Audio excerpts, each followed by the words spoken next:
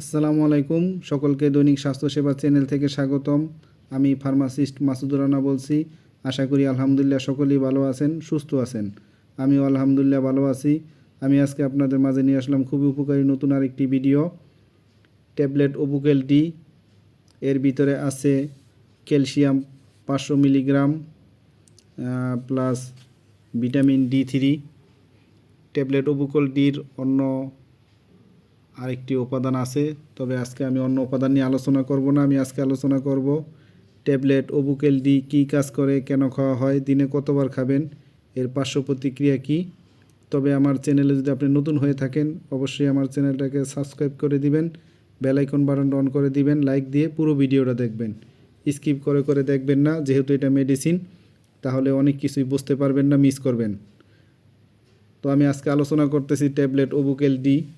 Tablet ওবুকেল D এটা Beacon pharmaceuticals লিমিটেডের তৈরি।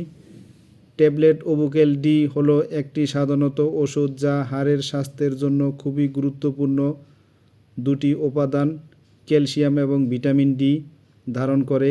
এই ট্যাবলেটটি বিভিন্ন ধরনের হাড়ের সমস্যা যেমন অস্টিওপোরোসিস, অস্টিওম্যালাইসিয়া, রিকেটস ইত্যাদির চিকিৎসায় ব্যবহৃত হয়। কেন ওবুকেল ডি গুরুত্বপূর্ণ? ওবুকেল ডি হাড়ের গঠন, যেমন ক্যালসিয়াম হাড়ের প্রধান উপাদান। এটি হাড়কে শক্তিশালী করে এবং ভাঙ্গা থেকে রক্ষা করে। ক্যালসিয়াম শোষণ, যেমন ভিটামিন ডি শরীরকে ক্যালসিয়াম শোষণ করতে সাহায্য করে। হাড়ের ঘনত্ব বৃদ্ধি, ওবুকেল ডি নিয়মিত সেবন করলে হাড়ের ঘনত্ব বাড়তে সাহায্য করে এবং হাড় ভাঙ্গার ঝুঁকি কমায়। দাঁতের স্বাস্থ্য, যেমন দাঁতের স্বাস্থ্যের জন্য ক্যালসিয়াম এবং ভিটামিন ডি খুবই গুরুত্বপূর্ণ।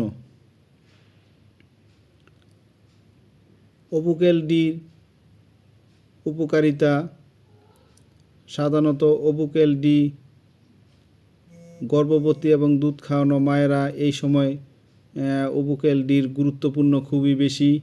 এই ওবুকেল ডিটা নিয়মিত গর্ভবতী মায়েরা খাবেন, প্রতিদিন একটা করে খাবেন, নিয়মিত 3 থেকে 6 মাস খাবেন, তাহলে খুবই ভালো ফল পাবেন। এই ওবুকেল ডির কিছু পার্শ্ব প্রতিক্রিয়াও আছে, যেমন কখনো কখনো কোষ্ঠকাঠিন্য, বমি বমি ভাব ইত্যাদি হতে পারে, নাও হতে পারে।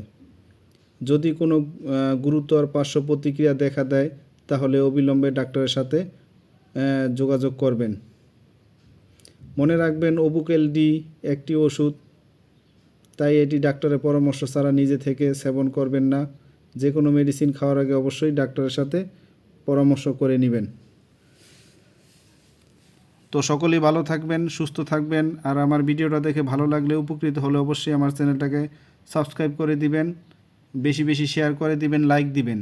আমি আরও নতুন নতুন ভিডিও ছাড়া মাত্রই আপনাদের সকলের কাছে নোটিফিকেশন পৌঁছে যাবে।